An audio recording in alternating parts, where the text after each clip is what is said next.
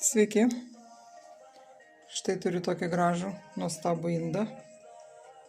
Tokiu vat jerubinu, angeliuku, kuris laiko štai tokią gražią lėkštę. Lėkštė gausiai dekoruota gėlytėmis, auksu. Turiu tokį vat, matot, žalvario padelį.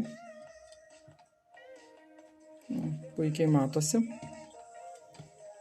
Lėkštutė yra va tokia vat irgi, matot, dekoruota iš viršinių piešinuku, gėlytėmis, dar čia tokiais vat aukso apvedžiojimais. Ir taip pat labai gražus angeliukas laiko. Tai visa šita lėkštutė kartu su angeliuku bus 25, o skersmuo jos 17, o aukštis apie 10 cm. Neskaitant to angeliuko galvytės aukštesnės pozicijos. Tai va, turiu štai tokį gražų, nuostabų indą.